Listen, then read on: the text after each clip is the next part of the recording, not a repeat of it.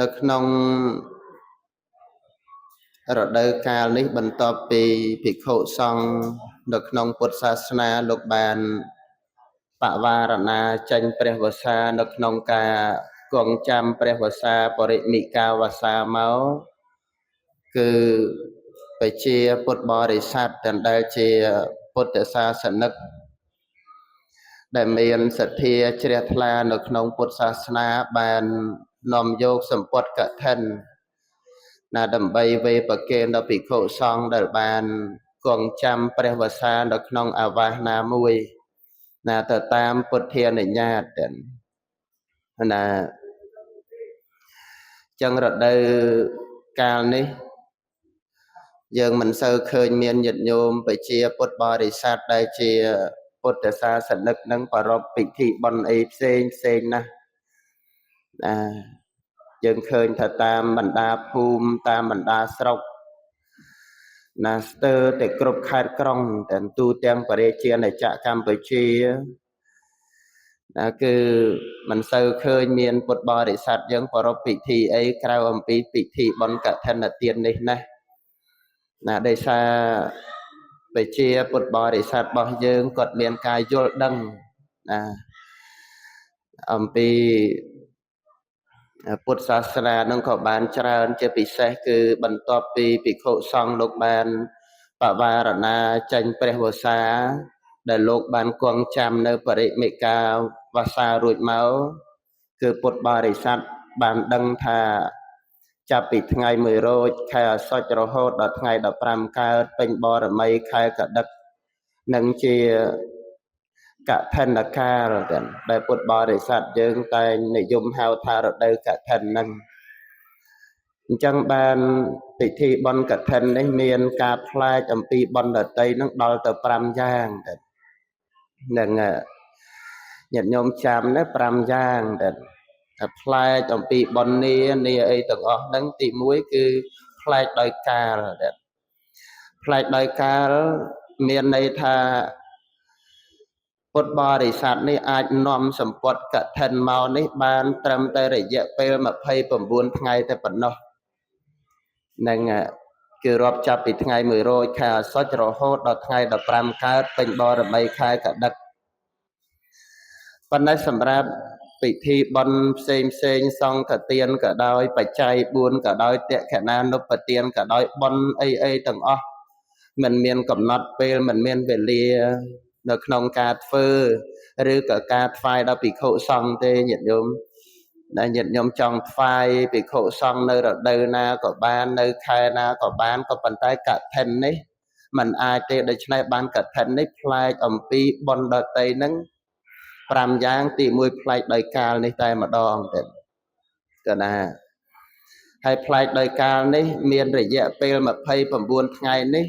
សម្រាប់អាវាសនីមួយដែលភិក្ខុសង្ឃលោកបានគង់ចាំព្រះវស្សាហ្នឹងគឺអាចទទួលសម្ពុតកឋិនបានតែម្ដងគត់នៅក្នុងមួយឆ្នាំទៅហើយអត់មានមុនអត់មានក្រោយទេណាមិនមែនថ្ងៃនេះញាតិញោមហែកឋិនវេប្រគេនចូលស្អែកឡើងអាចយកសម្ពុតកឋិនមកវេប្រគេនទៀតអត់បានទេតែព្រោះថាទី2ហ្នឹងគឺផ្លាយដោយវត្ថុកឋិននិទាននេះដែលញាតិញោមនាំយកសម្ពុតកឋិនមកប្រគេននេះគឺអត់មានពាក់ព័ន្ធនឹងអ្វីទាំងអស់សម្ពុតកឋិននេះមានតែ3ទេ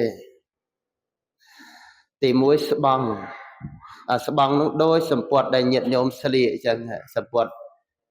ញោមស្រីស្លៀកហ្នឹងនឹងស្បង់ណាលោកស្លៀកណាទី2ហ្នឹងគឺជីវរដែលកំពុងតែក្រងអីហ្នឹងនឹងហៅជីវរណាទី3ហ្នឹងសង្ឃដីដែលលោកដាក់ក្រាស់នៅលើស្មាហ្នឹងដូច្នេះសម្ពុតកឋិននេះមានតែ3ប៉ុណ្ណឹងអញ្ចឹងញាតិញោមសួរថាបើសម្ពុតកឋិននោះមានតែ3ប៉ុណ្ណឹងចុះបើខ្ញុំប្រកាសរណានាំយកដូចជាអង្គស័កហ្នឹងអាវក្នុងរបស់លោកណាញាតិញោមនឹងណាដែលលោកពាក់ឈៀងមួយអាវក្នុងមានកប៉ៅមានអីអានឹងហៅអង្គស័កមួយទៀតណាវត្តពន្ធទ្រូងនេះនឹង មួយទៀតវត្តពន្ធចកេះដែលញាតិញោមនាំមកអញ្ចឹងมันខុសទៅហើយទេបើអង្គកឋិនវាអត់មានពាក់ព័ន្ធជាមួយនឹងរបស់ទាំងអស់ហ្នឹងថាมันខុសទេតែនេះជាបរិខារបស់សម្ពុតកឋិនហ្នឹងញាតិញោមនាំមកក៏មិនខុសញាតិញោមមិននាំមកក៏មិនខុសដែរណាអញ្ចឹងបានសំណួរសួរថាខ្ញុំកណាមានចិត្តចង់ធ្វើកឋិននឹងខ្លាំងណាស់ព្រះអង្គគ្រូប៉ុន្តែលទ្ធភាពមិនគ្រប់គ្រាន់ពីព្រោះវិជាពុទ្ធបរិស័ទគេធ្វើកឋិនមួយនឹងគេមានកូនមានចៅឲ្យឧបត្ថម្ភច្រើនណាស់ប៉ុន្តែខ្ញុំកណាអត់មានធនធានសម្រាប់ធ្វើហឹកហាក់ដូចគេដូច្នេះបានដែលខ្ញុំបកណាអាត្មាចេះតែសម្គាល់ថាការធ្វើកឋិននេះមានពេលខ្លះអ្នកដែលមានធនធានល្មមមិនហ៊ានធ្វើកឋិនពីព្រោះខ្លាចធ្វើអត់បានណាត្រឹមតែស្បង់មួយតម្លៃ 10000 ឬក៏15000 ឬ 25000មិនមែនញាតិញោមមិនមានសមត្ថភាពទេហ្នឹងរឿងញាតិញោមធ្វើធំឬតូចអានោះជាពិធីទេពិធីញាតិញោមប្រារព្ធប៉ុណ្ណាទៅតាមលទ្ធភាពដែលញាតិញោមអាចប្រារព្ធបានចុះប៉ុន្តែកឋិនញាតិញោមអា3មុខហ្នឹងស្បង់មួយចៃវរមួយសង្ឃក្តីមួយនេះទាំង3មុខនេះញាតិញោមទៅទិញយកមកតែមួយហ្នឹងក៏បានដែរតើញាតិញោមស្ដាប់បានទេយល់ទេញាតិញោមអង្គកឋិនមាន3ទី1ស្បង់ទី2ចៃវរទី3សង្ឃក្តីនេះញាតិញោមមិនមានលទ្ធភាពទាំង3មុខហ្នឹងក៏ពិតមែនប៉ុន្តែញាតិញោមមានតែមួយមុខហ្នឹងក៏ញាតិញោមអាចទិញយកមកធ្វើបានដែរហ្នឹងញាតិញោមប្រគេនស្បង់តែមួយមុខហ្នឹងក៏បានញាតិញោមនាំយកចៃវរមកតែមួយមុខហ្នឹងក៏បានញាតិញោមនាំយកសង្ឃក្តីមកមួយមុខក៏បានរហូតដល់ញាតិញោមណាដែលមានលទ្ធភាពគ្រាន់បើញាតិញោមនាំមកមួយត្រៃហ្នឹងក៏អត់ខុសដែរហ្នឹងហើយតែពោលនេះគឺសំដៅចំពោះតែអ្នកដែលមានលទ្ធភាពតែប៉ុណ្ណោះហ្នឹងហើយអារឿងញាតិញោមធ្វើឲ្យវាហឹកហាក់វាអ៊ូអទៅនឹងជាពិធីទេណាញាតិញោមកុំច្រឡំជាមួយនឹងអង្គកឋិនហើយកុំច្រឡំជាមួយនឹងពិធីដែលញាតិញោមធ្វើឲ្យកក្រឹកកក្រែងយល់ទេញាតិញោមហ្នឹងអញ្ចឹងសម្ពត់3មុខនេះញាតិញោមនាំយកមួយណាក៏បានដែរណាស្បង់ហ្នឹងលោកសម្រាប់ស្លៀកចៃវរនេះលោកសម្រាប់ក្រងសម្រាប់ឃ្លុំរីឯសង្ឃក្តីមួយដែលលោកដាក់នៅលើស្មានេះគឺលោកសម្រាប់ដណ្ដប់ប៉ុន្តែអញ្ចេះឥឡូវនេះវាបានយល់ផ្លែកសម្បីតែភិក្ខុសង្ឃយើងនឹងក៏ផ្លែកហើយតែណាផ្លែកមិនភិក្ខុសង្ឃខ្លួនឯងលោកយល់ច្រឡំខ្លួនឯងលោកយល់ច្រឡំថាបើមិនបានដាក់សង្ឃក្តីចូលវិហារទេខុសវិន័យ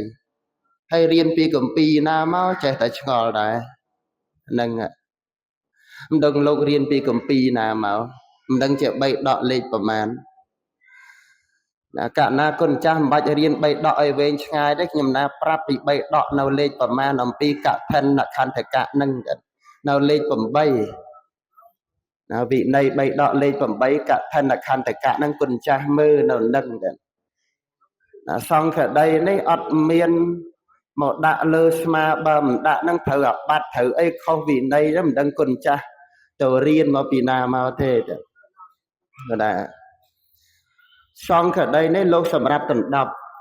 ប៉ុន្តែសំណួរសួរថាចុះហេតុអីបានលោកយកសង្ឃក្តីមកដាក់លើស្មាញាតិញោមញាតិញោមប្រហែលជាឆ្ងល់បើសង្ឃក្តីនោះគេមិនមែនសម្រាប់ដាក់លើស្មាទេចុះហេតុអីបានលោកយកមកដាក់លើស្មាវាអញ្ចេះព្រោះសម័យកាលព្រះសម្មាសម្ពុទ្ធនឹងអត់មានឡានអត់មានម៉ូតូអត់មានយានជំនិះដូចឥឡូវទេញាតិញោមលោកនិមន្តទៅណាទៅណីគឺចម្ងាយដីរាប់រយគីឡូទៅហ្នឹងហើយសម័យកាលនោះដូចជាមិនបាននិយាយថាមានថ្នល់កស៊ូអីដូចយើងអញ្ចឹងទេភិក្ខុសង្ឃលោកនិមន្តទៅណាដើរកាត់ភក់ដើរកាត់ល្បាប់ហើយធ្វើទឹកភ្លៀងអញ្ចឹងលោកនិមន្តទៅណាលោកត្រូវស្ពាយបាតផងលោកធ្វើស្ពាយចៃវរផងលោកត្រូវស្ពាយស្បង់ផងលោកត្រូវស្ពាយសង្ឃក្តីផង chẳng bao lúc mình bọt vô mà đạ cả lại nâng thế về mình đăng tạo đạ cả lại nà để lúc bọt vô mà đạ lơ sma nó cứ cầm oi về sầm peng sầm pong hay mon tàu na về srul mua là hát về chẳng thế nó nhiệt nhúm mình mà mát nâng mua là hát nó về chẳng thế con tay chơi cho bà sân chia về bên chăm bạch thầu đạ lơ sma chôn về hia chôn ấy chẳng cho bị khổ xong để lúc đạ hóa ngay chôn về hia không thế tha ót không thế về sray tàu lơ ram nì mui vót nì mui lô cầm nọt kia luôn aiประชุมគ្នាទៅកំណត់ថាអូគុណចាស់បកណាម្ចាស់គ្រប់ព្រះអង្គអវសោទាំងឡាយយើងគួរតែកំណត់គ្នាថាយើងចូលវិហារយើងដាក់សង្កដីទៅបើកំណត់គ្នាអានឹងអត់ខុសទេប៉ុន្តែបើយល់ថាបើមិនបានដាក់សង្កដីចូលវិហារខុសវិន័យត្រូវអាបត្តិអានឹងរឿងធំមែនទេណាយល់ទេរឿងធំហ្នឹងហើយប៉ុន្តែត្រូវយល់ថាការព្រមព្រៀងគ្នានឹងជាការព្រមព្រៀងអត់មានអាបត្តិកើតឡើងទេរីឯវិន័យបញ្ញត្តិដែលព្រះសម្មាសម្ពុទ្ធព្រះអង្គទ្រង់បញ្ញត្តិឡើងបើភិក្ខុសង្ឃអង្គណាមួយលោកប្រព្រឹត្តប្រាសចាអំពីការបញ្ញត្តិរបស់ព្រះសម្មាសម្ពុទ្ធអានឹងធ្វើទៅអាបត្តិណាមួយតើនេះញាតិញោម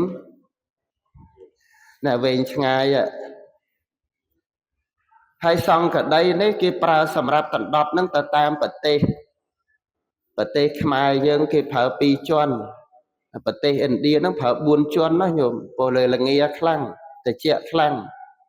ព្រោះភិក្ខុសង្ឃលោកមានភួយសាច់ណាដូចញាតិញោមអញ្ចឹងត្រូវរកអាក្រាស់បន្តិច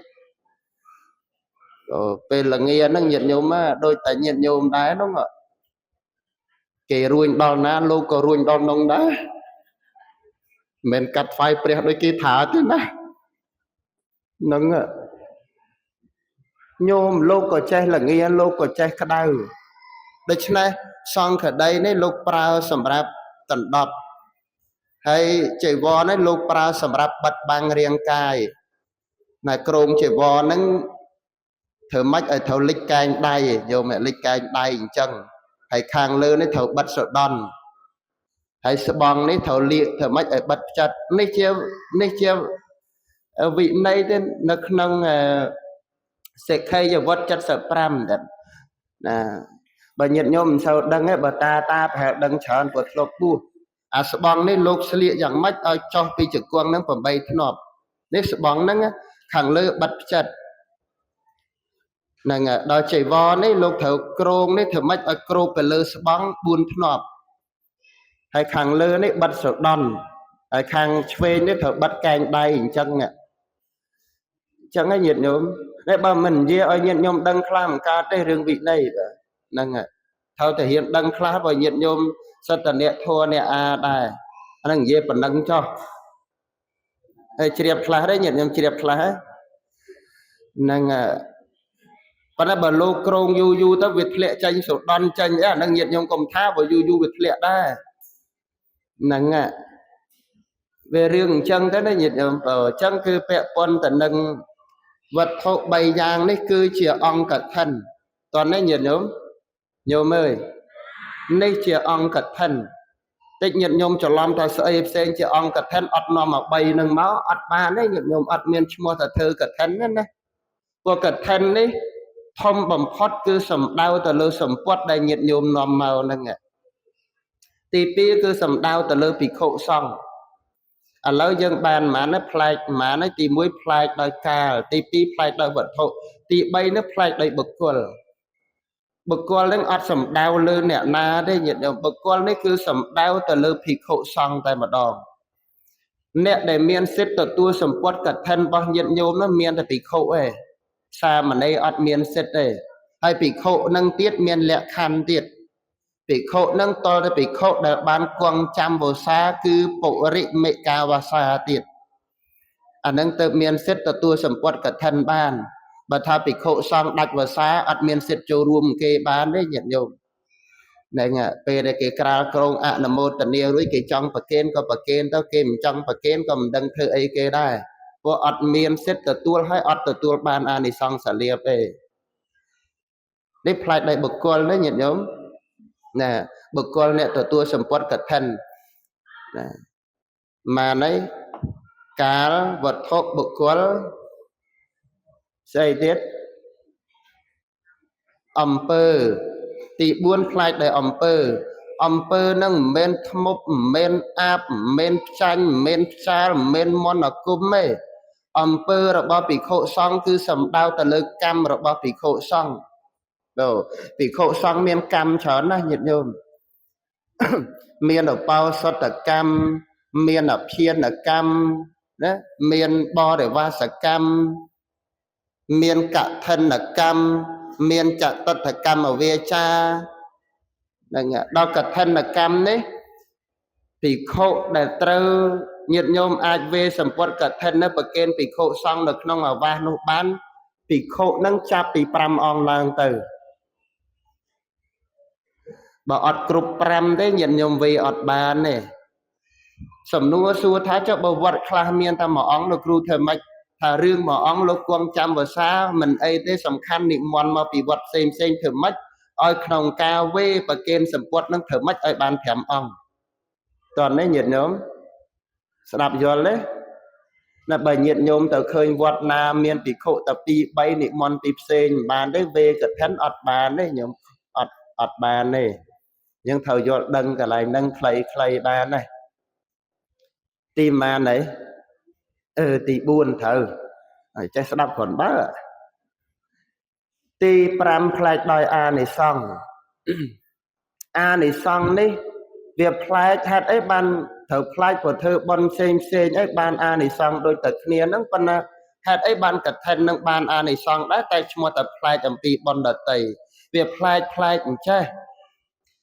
បន់ផ្សេងតក្កណានុបទានបន់បច្ច័យ4បន់សង្ឃទានអីមកកកោកមកកដីញាតិញោមធ្វើទានថ្វាយដល់ភិក្ខុសង្ឃញាតិញោមបានផល្លានិសង្ឃ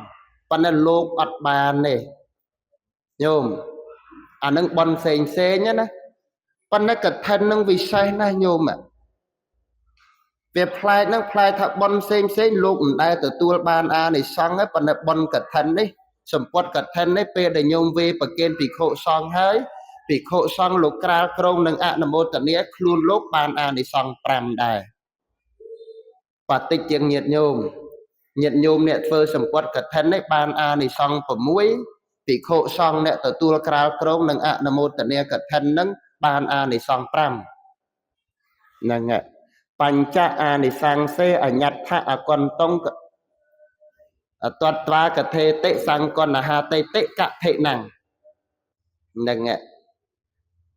សភាវៈអនាគ្រាទុកឬសង្គ្រោះនៅអានិសង្ឃ5យ៉ាងរបស់ភិក្ខុអ្នកក្រាលក្រងនឹងអនុមោទនាកឋិននឹងមិនឲ្យទៅក្នុងទីដតីបានអានឹងឈ្មោះថាកឋិនណានឹងកឋិនពាក្យថាកឋិននេះ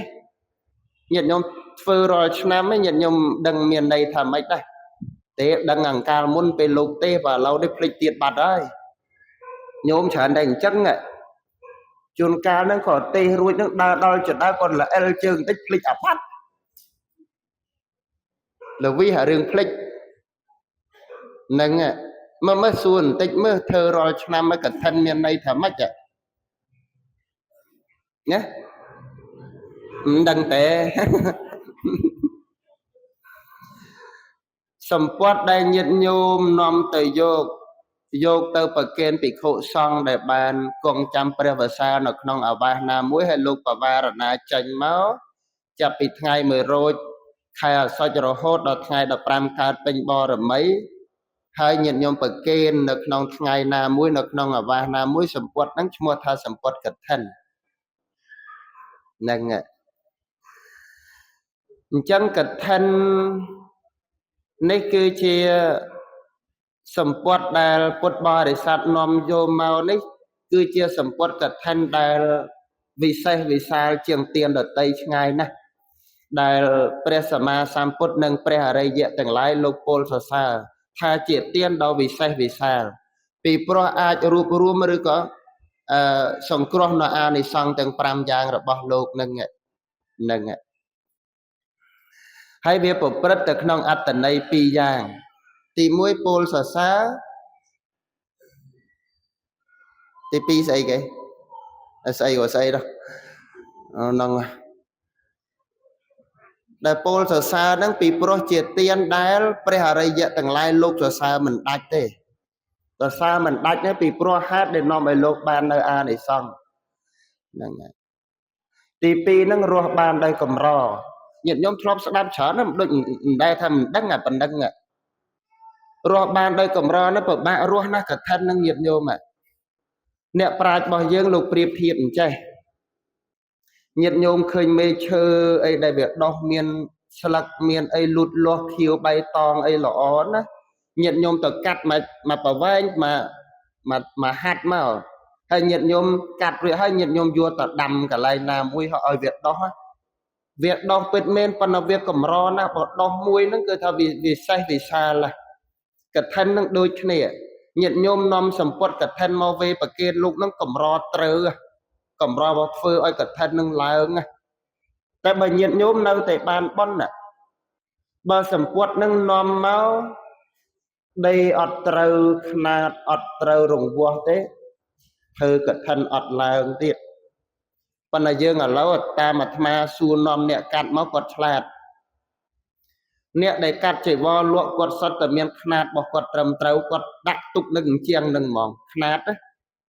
កុសិមិនអត្ថកុសិមិនគឺគាត់ច្បាស់របស់គាត់គ្រាន់បើជាងលោកណាលោកសួរទៅបើកុសិស្ដីអត្ថកុសិស្អីបើឲ្យរៀនខ្ជិលហ្មងបើសួរបើដឹងនឹងអញ្ចឹងគឺប្រសិនបើញាតិញោមនាំយកសម្ពុតកឋិនមកមិនត្រឹមត្រូវតាមຂ្នាតនេះលោកពិបាកក្រាលក្រមកឋិនអត់ឡើងទេញោមមួយទៀតត្រឹមត្រូវដែរញាតិញោមឃើញអាដែលគេកាត់ធ្នេហ្នឹងមានធ្នេហ្នឹងបើសិនជាអត់កាត់ឲ្យដាច់ទេគាត់ទៅបត់ជឹបឲ្យដេអានឹងអត់កើតទៀតថលតែកាត់ឲ្យដាច់មូលហេតុអីបានត្រូវកាត់ឲ្យដាច់មូលហេតុវាអញ្ចេះកាលនោះឯងយូរយារណាស់ហើយញោមមិនសម័យពុទ្ធនោះភិក្ខុសង្ឃសម័យព្រះមិនមែនងូតទឹកមានកតុបដូចភិក្ខុសង្ឃសម័យអាត្មាទេញោមភិក្ខុសង្ឃសម័យព្រះបើថាមន់ទៅណាត្រូវស្រង់ទឹកទេស្រាតអស់ហើយចុះងូតទឹកទៅដល់ពេលស្រាតទុកអស់ទៅចោលនោះវាលួចស្បង់លោកព្រោះជាស្បង់លោកនេះអត់មានកាត់មានអីចឹងចោលវាលួចបាត់ទៅលោកឡើងមកអាននលគោកញាតិញោមមិនមែនកាត់ដូចញាតិញោមថាឯណានឹងរតិក្រតោកពេញហ្នឹងអញ្ចឹងបានព្រះសម្មាសម្ពុទ្ធព្រះអង្គឲ្យកាត់នឹងឲ្យធ្នេហ្នឹងកាត់ធ្វើម៉េចព្រះអនន្តលោកឆ្លាតលោកឡើងទៅលើកំពូលភ្នំទៅលោកអើទៅឃើញស្រែញាតិញោមវាមានភ្លឺវាមានបលាយញាតិញោមបើមិនជឿញាតិញោមលាតចេវររបស់លោកដូចមានបលាយដូចមានភ្លឺដូចមានវាលស្រែអញ្ចឹងគាត់ធ្វើតាមតម្រង់ហ្នឹងអ្នកចេវររបស់លោកនោះធ្វើតាមតម្រង់ហ្នឹងតម្រង់វាលស្រែតម្រង់ភ្លឺតម្រង់បលាយហ្នឹងអញ្ចឹងទៅបីចោលហ្នឹងយកទៅដេកខោអាវក៏ដេកមិនកើតដែរព្រោះវាដាច់កណិតកណាត់អស់ហើយតើនេះញាតិញោមហ្នឹងញោមអើយញោមអញ្ចោះឯងហ្នឹងដល់ណាហើយទេនេះណាទេចង់និយាយថារស់ដោយកម្របើធ្វើវាមិនត្រូវຂ្នាតទេលោកក្រងជីវរវាមិនឡើងសំទោសលោកក្រាលក្រងកឋិននោះវាមិនបានអានិសង្ឃប៉ុន្តែបើញាតិញោមនៅតែបានមួយទៀតជួនកាលទៅភិក្ខុសង្ឃហ្នឹងអចីវរដែលញាតិញោមនាំមកហ្នឹងវាត្រូវຂ្នាតវាត្រូវរង្វាស់ហើយប៉ុន្តែលោកសង្ឃដែលក្រាលក្រងនេះត្រូវចេះបើមិនចេះអានិសង្ឃ5ទេបើមិនចេះបលិពោតទេបើមិនចេះអនត្តតាការៈជាដើមទេគ្រាន់តែចេះធัวសូត្រសត្វពីរទេយកវាវាញ់ឆន្ទសត្វរោគោអីហ្នឹងមិនអាចទេភិក្ខុសង្ឃអង្គហ្នឹងមិនអាចក្រាលក្រងកឋិនបានទេបើភិក្ខុសង្ឃអង្គហ្នឹងមិនចេះអានិសង្ឃ5មិនចេះបលិពោត2មិនចេះអនត្តតាការៈអីជាដើមហ្នឹងលោកក្រាលក្រងកឋិនមិនកើតទេបើលោកណាក្រាលក្រងកឋិនខូចកឋិនគេទាំងអស់ហ្នឹងណាញោមចឹងវាពិបាកឡើងអញ្ចឹងបានព្រះអង្គបានកឋិននេះមានអត្តន័យ ទី2ហ្នឹងគឺរស់ដោយកម្រវាពិបាករស់ឲ្យទៅជាកឋិនពេញលក្ខណៈបានយល់ទេញាតិញោមយល់ក៏យល់ទៅមិនយល់ក៏អត់ទៅអញ្ចឹងប្រសិនបើលោកធ្វើត្រឹមត្រូវហើយភិក្ខុសង្ឃអ្នកក្រាលគ្រងនឹងក៏លោកមិនដាច់វសាភិក្ខុសង្ឃក្រាលគ្រងលោកចេះបលិពោតលោកចេះអានិសង្ឃលោកចេះអនត្តតាការៈអីជាដើមហើយសម្ពុតញាតិញោមនាំមកនឹងក៏ត្រឹមត្រូវទៀតលោកក្រាលគ្រងទៅលោកបានអានិសង្ឃ5ចាំមើលស្ដាប់អានិសង្ឃលោក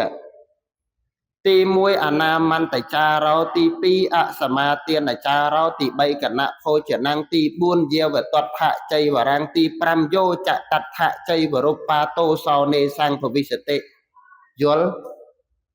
អញ្ចេះតែកណាហើយមិនដឹងថាម៉េចផងនេះសួរថាយល់កណាបើយល់ថាម៉េចអនាមន្តចារោនឹងស្អីគេញាតិញោមយល់ទេកណាឥឡូវស្ដាប់បន្តិចទៅងាកមកវិញបើសិនជាលោកភិក្ខុសង្ឃដែលទទួលក្រាលគ្រងនោះលោកមិនដាច់វសាទេហើយលោកក៏ចេះដឹងនៅអានិសង្ឃអីដែលរៀបរាប់មិញនឹងមកហើយសម្ពុតដែលញាតិញោមយកមកនឹងក៏ត្រឹមត្រូវតាមຂ្នាតលោកក្រាលគ្រងលោកបានអានិសង្ឃ5ដូចរាប់មិញអញ្ចឹង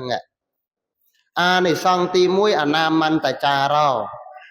អានិសង្ឃទី1នេះទានអាចធ្វើឲ្យភិក្ខុដែលជាអ្នកបានក្រាលគ្រងនឹងអនុមោទនាកឋិននេះរួចចាអបត្តិនៅក្នុងចរិតសិក្ខាបទទី6នៅក្នុងអជេលកវៈនៃសុទ្ធិកបាចិត្តយៈបានញោមអើយអស្ចារ្យណាស់នេះអាចធ្វើឲ្យភិក្ខុសង្ឃដែលជាអ្នកបានក្រាលគ្រងនឹងអនុមោទនាកឋិននឹងឯងលោករួចចាអបត្តិនៅក្នុងចរិតសិក្ខាបទទី6នៅក្នុងអជេលកវៈនៃសុទ្ធិកបាចិត្តយៈបានមានន័យថាម៉េចមានន័យថាបន្ទាប់ពីលោកទទួលក្រាលគ្រងអនុមោទនាកឋិនហើយលោកចង់មន់ទៅណាមិនបាច់ប្រាប់ភិក្ខុក្នុងវត្តក៏បានដែរញោមប៉ុន្តែលោកសង្ឃយើងភិក្ខុយើងបើអត់មានអានិសង្ឃកឋិនទេហ៊ានតែនិមន្តទៅណាចាក់ចេញពីអាវាអត់ប្រាប់ភិក្ខុសង្ឃផងគ្នាក្នុងវត្តទេលោកត្រូវអាបត្តិតែភិក្ខុសង្ឃអង្គណាមួយធ្វើឯងគ្រាន់បើអីរឹករៀងធំអីមន់ទៅណាអត់ចេះប្រាប់លោកក្នុងវត្តផងទេអូត្រូវអាបត្តិប៉ុន្តែអានិសង្ឃកឋិននឹងលយណាស់អ្នកសម្ពុតញាតិញោមនាំមកលយពេលដែលលោកក្រាលគ្រងរួចហើយអនុមោទនារួចហើយភិក្ខុសង្ឃចង់មន់ទៅណាមិនបាច់ប្រាប់គ្នាក៏អត់ត្រូវអាបត្តិដែរប៉ុន្តែដូចមិនសមទេញោមបើអាងតែបានអានិសង្ឃកឋិនហើយចង់ទៅណាមិនប្រាប់មេមិនប្រាប់កោដូចមិនសមទេមែនទេញោមកូនទៅណាទៅណីមិនប្រាប់ម៉ែមិនប្រាប់ឪដូចមិនត្រូវទេដូចមិនសមទេនឹងប៉ុន្តែអាងតែមានពេលខ្លះនោះធ្វើឯងបន្តិចទៅដល់ក្អែលបន្តិចថ្ងៃហ្នឹងអាងតបានសពុតកឋិននេះចង់ទៅណាទៅណីអញមិនបាច់ប្រាប់ទេព្រោះអានិសង្ឃអញមានពេញលេញគេគេណាញោមលោក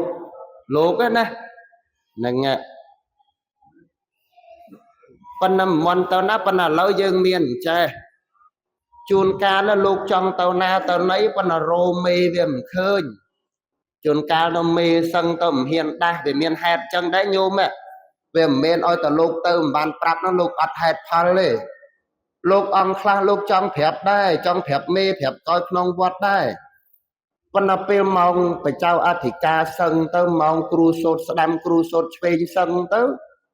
ភិក្ខុផ្សេងសឹងទៅលោកទៅណាមិនហ៊ានដាស់អញ្ចឹងទៅសិនណាពេលទៅសិនទៅចាំដល់ម៉ោងចាំទេមកប្រាប់តាមទូរស័ព្ទញោមវាមានហេតុផលអញ្ចឹងដែរណាមិនមែនឲ្យតែលោកមន់ទៅណាទៅណីអត់បានប្រាប់គ្នាសិតតែលោកកោងនេះអត់ទេមានពេលខ្លះដោយសារលោកពងសឹងពងអីចឹងទៅយើងលោកផ្សេងលោកមិនហ៊ានដាស់តើនេះញោមយល់ទេញោមថ្ងៃនេះរៀនឲ្យចេះវិន័យលោកបន្តិចទៅណាបើលោកមិនដឹងស្ដាប់ទេមិនដឹងដែរបើប្រាប់តែញាតិញោមទីម៉ានណាញោមទីម៉ានអានិសង្ឃទី1ខ្លីៗបានណាអានិសង្ឃទី2អសមាទានចារោ អានិសង្ឃទី2នេះញាតិញោមវិសេសវិសាលណាអាចធ្វើឲ្យភិក្ខុសង្ឃដែលជាអ្នកបានក្រាលគ្រងនឹងអនុមោទនាកឋិននេះរួចចាកអាបត្តិនៅក្នុងទុតិយកឋិនសិក្ខាបទទី2នៅក្នុងចៃវរៈវៈនៃនិស្សកិយបាចិត្តយៈបាននៅក្នុងអដ្ឋកថានោះលោកបញ្យល់អញ្ចេះលោកបញ្យល់ថាភិក្ខុសង្ឃលោកមន់ទៅណាមិនបាច់យករបស់របរអីគ្រប់ចំនួនទៅជាមួយទេអារបស់គ្រប់មិញហ្នឹងមានស្បង់មានសង្ឃដីមានចីវរនៅនេះញាតិញោមប៉ុណ្ណឹងកាលដែលព្រះអង្គមិនទាន់បានអនុញ្ញាតឲ្យភិក្ខុសង្ឃលោកទទួលកឋិននោះលំបាកណាស់ញាតិញោមហើយហើយសម័យនោះមិនមានឡានមិនមានម៉ូតូមិនមានរថយន្តអីដូចយើងទេលោកមន់ទៅណាលោកដាក់ឲ្យគ្រប់ចំនួនទៅវាធ្ងន់វាត្រូវភ្លៀងទៅវាធ្ងន់ញោមដល់ពេលធ្ងន់ទៅលោកមន់ទៅវាពិបាកតាមផ្លូវខ្លាំងណាស់អញ្ចឹងបានព្រះអង្គអនុគ្រោះឲ្យលោកទទួលសម្ពត់កឋិនឲ្យលោកទទួលកឋិនឲ្យលោកបានអានិសង្ឃអញ្ចឹងទៅណាមិនបាច់យកសង្ឃក្តីទៅក៏បានដែរអាចទុកមកកន្លែងឲ្យស្រួលទៅឲ្យលោកនិមន្តទៅហើយអានិសង្ឃនេះបាន5ខែញាតិញោមបាន5ខែបើភិក្ខុសង្ឃលោកទទួលក្រាលគ្រងអនុមោទនាកឋិននៅថ្ងៃ100បន្ទាប់ពីចេញវស្សាលោកទទួលបានអានិសង្ឃនឹងរហូតដល់ថ្ងៃ15កើតពេញបរមីខែបគុណនោះបាន5ខែញោមនឹងខ្លីៗបានណាអានិសង្ឃទី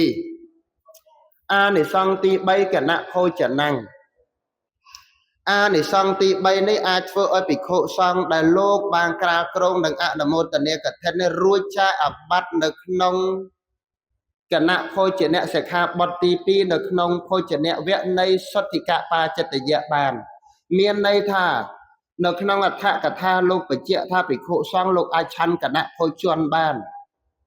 ញាតិញោមចង់ដឹងគណៈភោជនស្អីញាតិញោមចាំជួយសួរលោកបន្តិចនៅញោមអើយបើមិនបាច់សួរលោកគ្រូនេះទេលោកគ្រូនឹងដឹងហើយ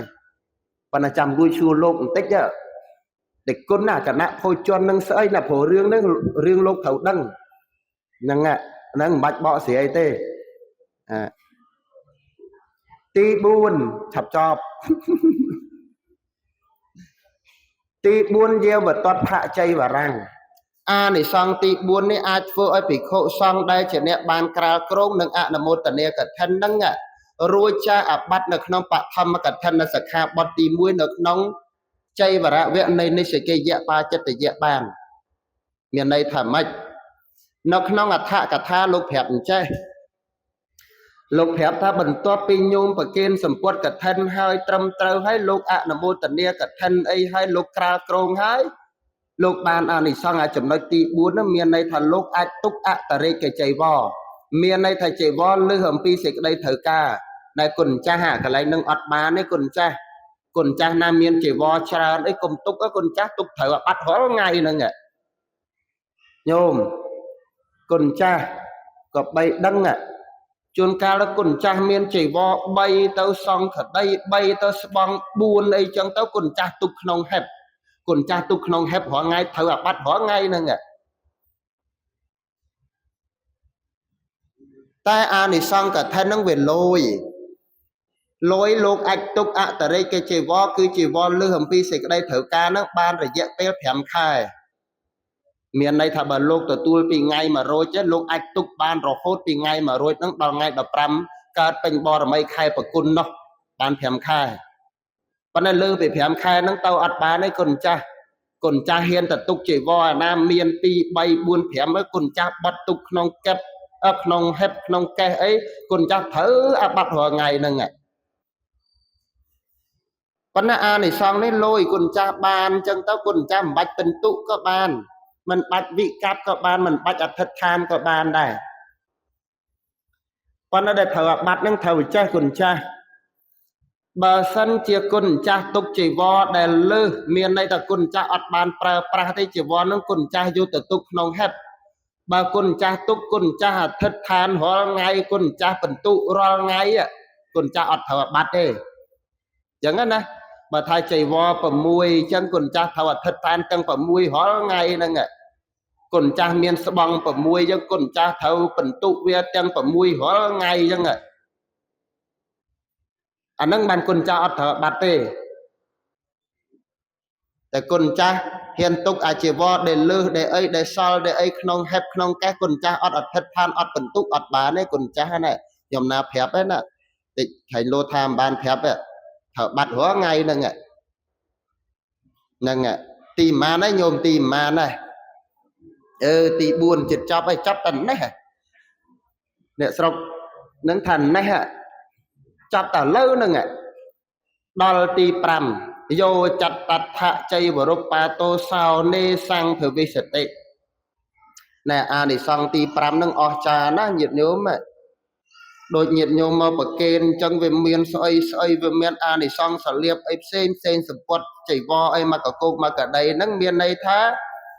ភិក្ខុសង្ឃដែលបានគង់ចាំវសានៅក្នុងអាវាសហ្នឹងកាលបើសម្ពត់កឋិនបានកើតឡើងនៅក្នុងថ្ងៃដែលញាតិញោមវេប្រគេនហើយគុណចាស់ទាំងអស់ហ្នឹងមានសិទ្ធិទទួលយកចំណែកលៀបដែលកើតឡើងនៅក្នុងឧបចារសីមាដែលបានក្រាលគ្រងកឋិនហ្នឹងអញ្ចឹងហើយដល់ពេលគុណចាស់យកមកគុណចាស់ចង់ចែកដោយសារម្នេគុណចាស់មិនអាចហុចទៅទេបានទេគុណចាស់ត្រូវបាត់ទៀតខុសទៀតគុណចាស់ត្រូវធ្វើអបឡោកនកម្មបើសិនគុណចាស់ចង់ចែកដោយសារម្នេធ្វើអបឡោកនកម្មឲ្យចាំចែកដោយសារម្នេទៅអានឹងគឺបានសាមណេរក៏លោកមានសិទ្ធិទទួលយកចំណែកលៀបនឹងដែរប៉ុន្តែនៅក្នុងអត្ថកថាលោកបញ្ជាក់ថាបើទោះបីជាមិនបានឲ្យសាមណេរក៏មិនខុសដែរហ្នឹងចប់អា5ហ្នឹងចប់ប៉ុណ្ណឹងអមោទនីប៉ុន្តែហ្នឹងអានិសង្ឃលោកទេណានៅអានិសង្ឃញោមដល់6ទៀតចង់ដឹងហ៎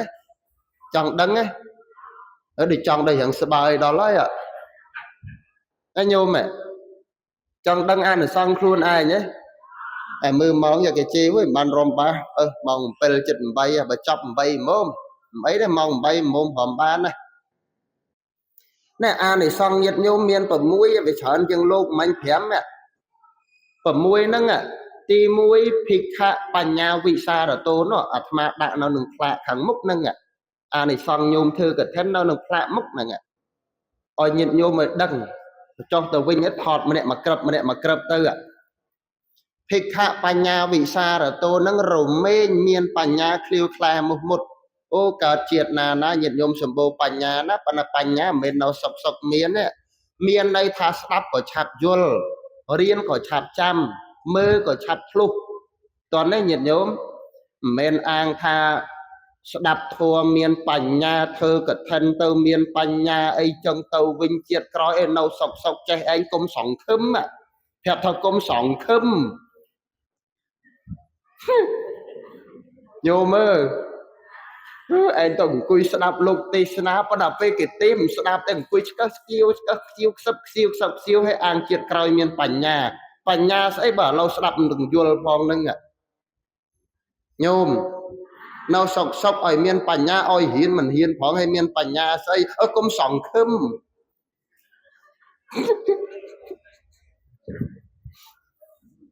ញោមអាបញ្ញាហ្នឹងវាឆាប់ដោះវាឆាប់កើនវាឆាប់ចេះវាឆាប់ចាំហ្នឹងមានន័យថារៀនទៅវាឆាប់ចាំស្ដាប់ទៅវាឆាប់យល់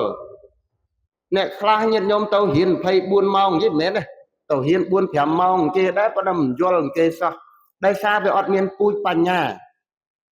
អ្នកខ្លះទៅស្ដាប់ក៏យល់លឿនរៀនទៅក៏ចាំលឿនអ្នកវាមានពូជបញ្ញាពីនឹងទៅអញ្ចឹងញាតិញោមអស្ចារ្យណាអានិសង្ឃមួយហ្នឹងខ្លីបានណាញោមបានអានិសង្ឃកឋិនក៏ដោយប៉ុន្តែស្ដាប់ផងណារៀនផងណាប្រយ័ត្នអត់មានសង្ឃឹមទី2សុរូបតាអានិសង្ឃទី2មានរូបល្អរូបនេះមិនមែនសំដៅលើពណ៌សម្បុរទេរូបនេះក៏មិនមែនសំដៅលើធាត់ដែររូបនឹងក៏មិនមែនសំដៅលើទៀបដែរទី2សុរូបតាមានរូបល្អមានន័យថាកើតមកទៅវាមិនខ្វិនដៃវាមិនខ្វិនជើងកើតមកនឹងមានភ្នែកក៏ល្អមានតិចក៏ល្អមានច្រមុះក៏ល្អដៃនឹងក៏គ្រប់គ្រាន់មានន័យថាកើតមកប្រកបដោយអវយវៈពេញលក្ខណៈអ្នកមានរូបល្អហ្នឹងញោមមិនមែនជាការលើកឡើងទៅសើញោមអានេះបង្អាប់ញោមឯណោះទេប៉ុន្តែអំណាចបុណ្យណា nhiệt nhôm na để cát mau tới khen pi cầm nát nhôm na cát mau tới về phát pi cầm nát nhôm khla cát mau tới mọt việt nhiệt nhôm cát mau nó này sleo nhiệt nhôm thọc khăng kề đấy ở thì nhiệt nhôm na usa thực này nhá chết cái nó mà nâng tàu tám nhôm mơ mình nâng chết cái nó mà nâng tàu tám nhôm chẳng ai này xong cả thân em số rùp và ta miên rùp lọ nâng cát máu cứ miên ở việnอยู่viện cục con na nhôm đầy có lọ chương có lọ này có lọ chấm mốc có lọ mọt có lọ nâng tìm má đấy tìm má như lượng đại bày ấy thà pì tiết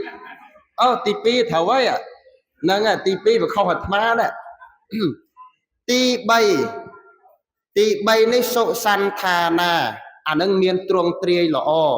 truong triê này men rụp truong triê này men pua sầm bolเลยtruong triê này cứ sầm đau đau lực cầm pua hay nâng miệt nhôm nè khla cát mau nâng cầm pua kê nâng về xăm chỉ mùi miệt mưa tàu riêng xăm là mồm chỉ mùi cầm pua tên nè khla men tên na nhôm cát mau phá bon tàu pua pe cho con đã scuom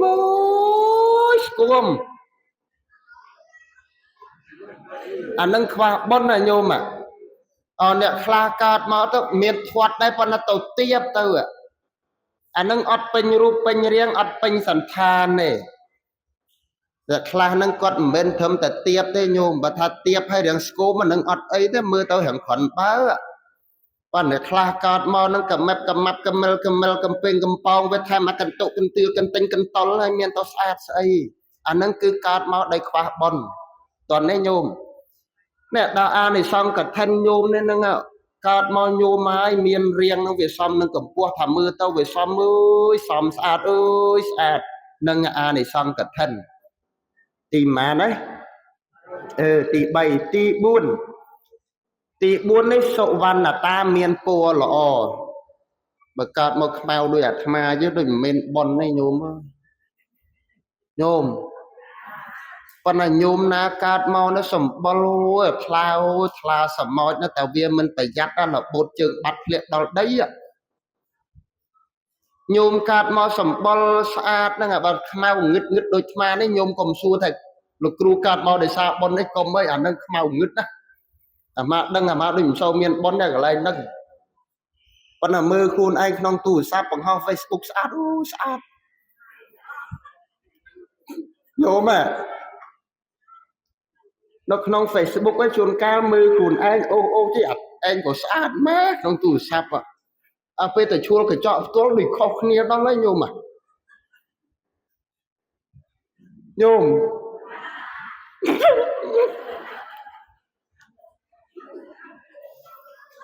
nhân nhôm na class không khơi mà tao Facebook ngày muốn nhôm tàu riêng nè ngày sale là hiến nè nhôm còn xua thà tỷ này Facebook lục cru mê là mà thằng nâng ấy định mê để đấy khóc nia non về sát về sằng ha còn là mơ miền tên nhận đâu mới không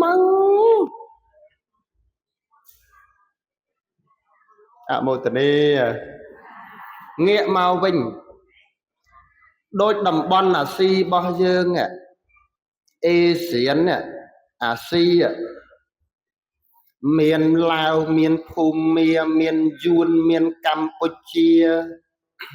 miền Chen miền Indonesia miền Japan nè cát máu sài sạch này nhiều mà đầm bon là si bao dương Japan có đôi chân có đôi xây tiết Lào có đôi Phumia có đôi Campuchia có đôi Thái có đôi bờ phết sầm bol tại mùi vậy đầm bon là si dương lấy cát máu còn bao nhiêu mà sầm bol sạchแต่បើកើតទៅសដូចបារាំងហើយមានអីស្អាតញាតិញោមហ្នឹងញាតិញោមបើបារាំងពីចម្ងាយសប៉ុន្តែទៅចិត្តញោមដូចអាចរុយ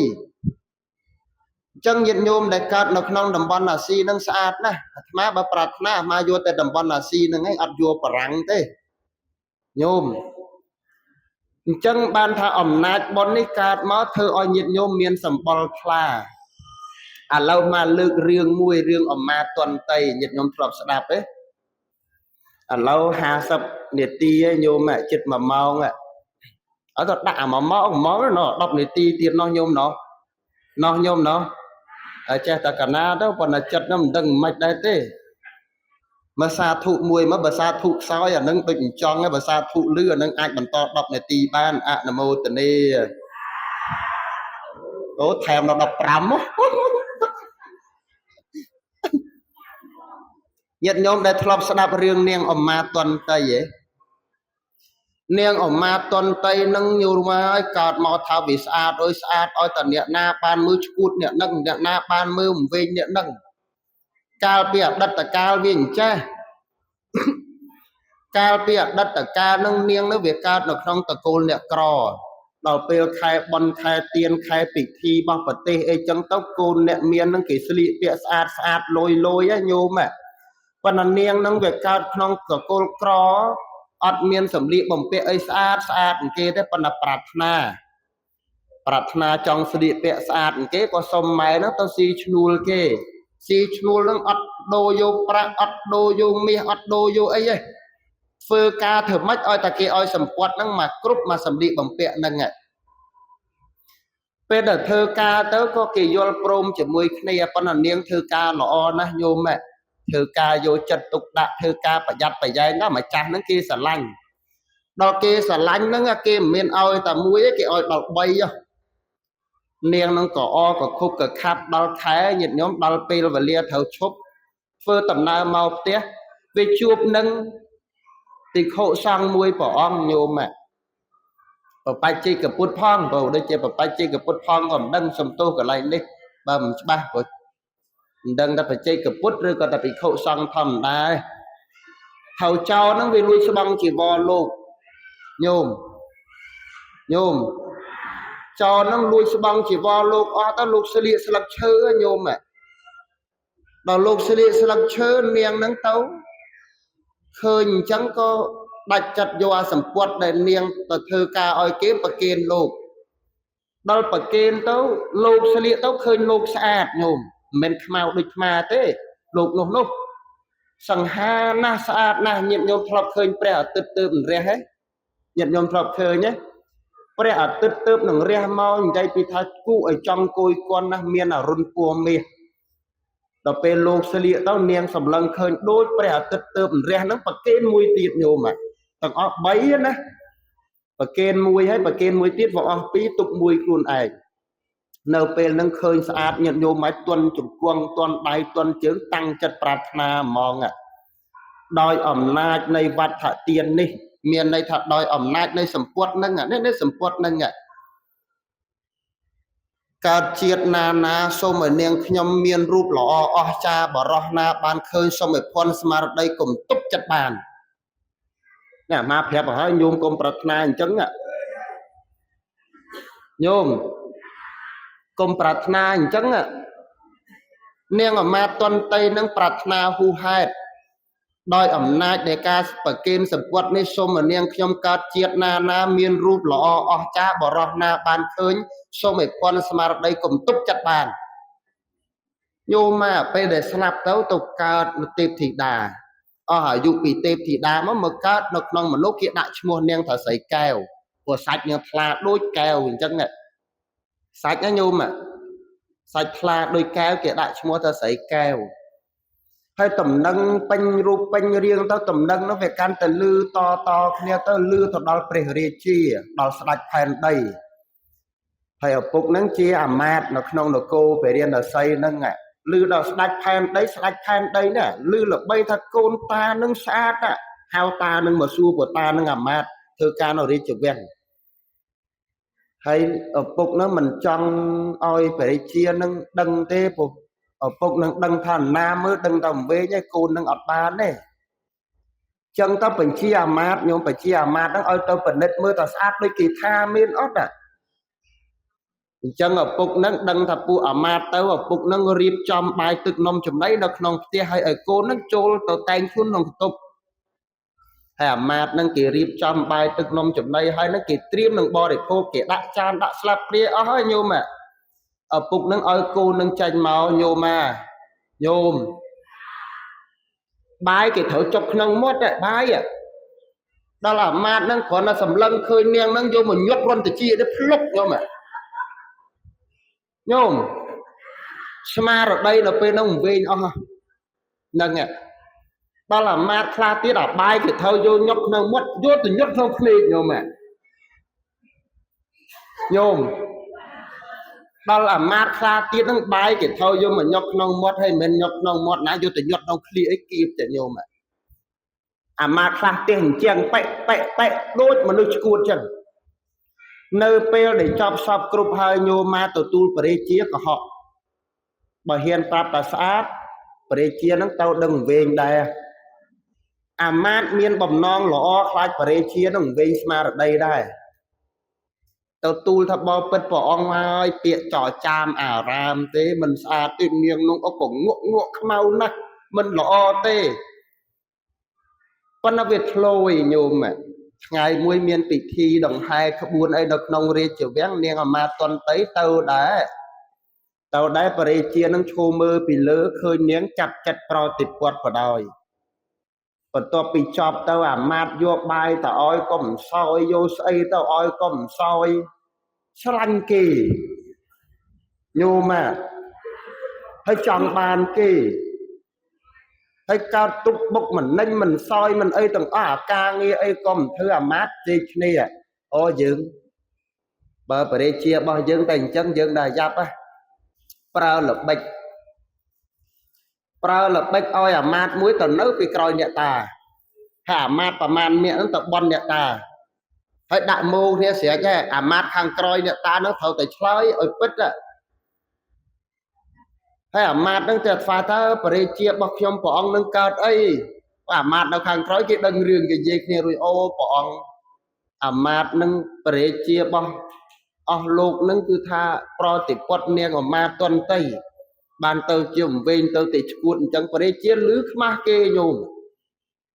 đó khma phụ amat thằng nhẹ ta đừng rước à lẹ phụ amat bán giờ lẹ nhẹ ta bán qua miền nhẹ ta nó amat thì ngày nhỉ khma kê của chụp tàu nhôm chụp tàu về nâng à